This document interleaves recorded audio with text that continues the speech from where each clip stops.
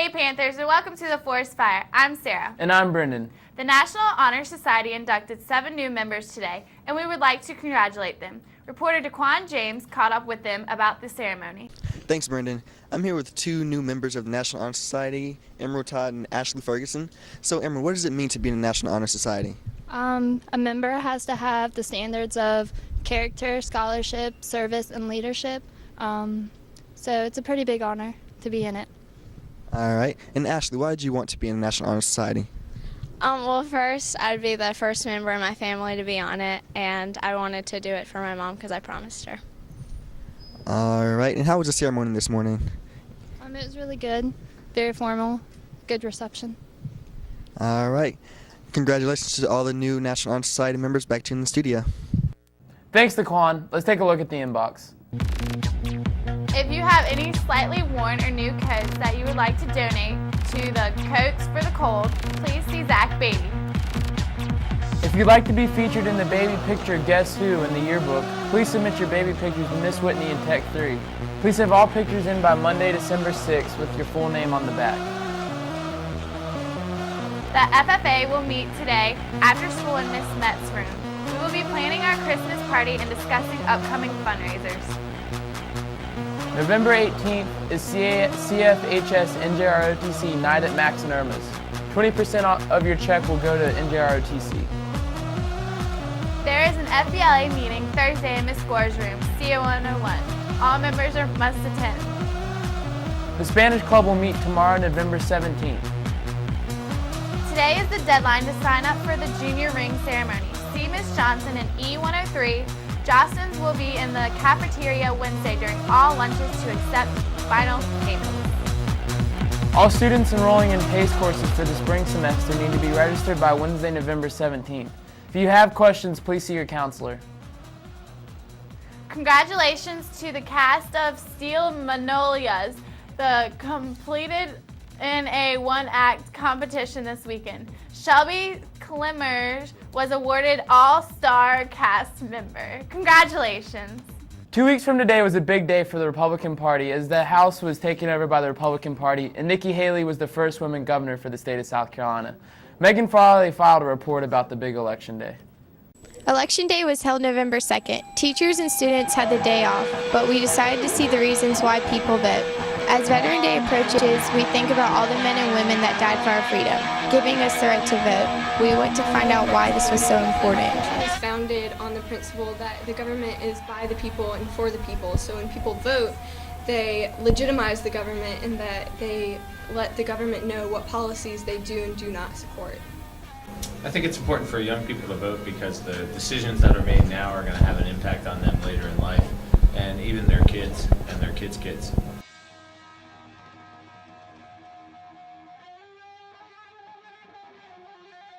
They may not know everything about every candidate, but it's good to pay attention to the election because the people who are elected will make laws and policies that will affect our lives.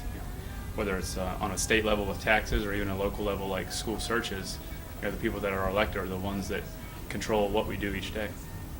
We got an interview with Karen McCrath, who won Horry County School Board. One of the biggest things I'd like to see happen is the college preparatory track expanded to include vocational track. Right now in Horry County, our high school students fall into one of 3 groups: high school dropouts, minimum wage employees, or college prep kids. And we need to take that college prep track, expand it to include vocational training so that we are educating a skilled labor force as well as college prep kids.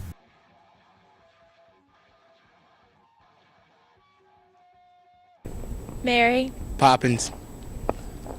Sterling Hayden. Mark Twain. I don't know who was running. Mark Sanford. Nikki Haley. So when it's your turn to vote, I hope you do. Reporting for the Forest Fire, I'm Megan Farley.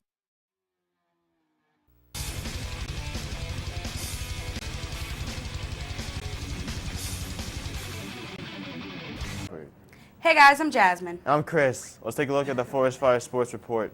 Girls' tennis uniforms need to be to Miss Tadler as soon as you can get them to her. Track and field meeting Thursday after school. boys B112 and girls D115.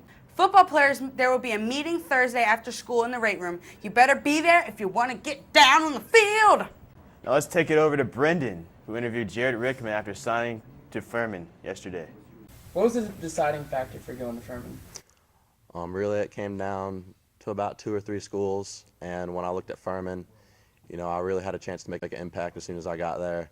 And one of my top priorities was the academics, and Furman is one of the top academic schools in the state. So, upon doing that research and talking to the coaches, it was just a no-brainer that Furman was the right fit for me. Rumor has it that the Mo's and the campus was a big part for you. You want to talk about that at all? Yeah, they got some pretty nice perks. The Mo's and the Chick-fil-A. I saw that in there, and I thought that was pretty cool. But overall, definitely the deciding factors were the academics. What position do you want to play when you get there? I'm going to be pitching and hitting as well.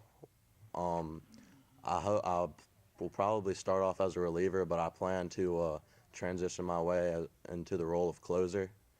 And as far as on the field and hitting, I will either DH or first base, depending on, what other first basemen they have and what their needs are. You mentioned earlier that you haven't blown a save that you can remember. Do you plan to continue that streak at Furman? I would like to continue that streak. That would be pretty nice. But, every time, in baseball, sometimes you don't have it on the mound, and hopefully my defense will be able to back me up. I hate to go into a little bad news, but you struggled with a lot of injuries over the past year and a half. What have you done to get through that and get ready for your senior season? I've really just tried to stay positive, with the 3-4 injuries I've had, knocking me out of baseball for the past year. I've really just been working hard to, strengthen the areas where I was injured and, just come back as even stronger than I was, prior to that injury for the upcoming season. What are your goals for your senior year? Senior year, definitely want to make this my biggest year, my most memorable year. As a closer, again, I really don't plan on blowing any saves. As a hitter, I'd like to drive in as many runs as possible, try and be the most productive hitter I can be for this team and just help us, get to the playoffs, make a very strong playoff run. Thanks, Jarrod. Good Paladins. Thank you. Thanks, Brendan. And here's Emma with the weather. It's raining today, so let's see what else happened for the rest of the week. Thanks, Jasmine. I'm Emma with your forest forecast. It looks super rainy in South Carolina. Today's weather is mostly cloudy with a 90% chance of showers with a high of 75 and a low of 51. Tomorrow's weather looks partly cloudy with a 20% chance of showers with a high of 73 and a low of 54. It looks like it's going to be clear except for today. Let's take a look at today's lunch menu with Sarah and Brendan. Thanks, Emma. Let's see what's for lunch today. For lunch today, we'll be serving baked ham with macaroni and cheese, turnip, greens, cornbread, and black-eyed peas. Or barbecue sandwiches with fries. That sounds delicious. Yum. Thank you for watching The Forest Fire. Stay classy, Carolina Forest. And have a terrific Tuesday. To take you out of this place.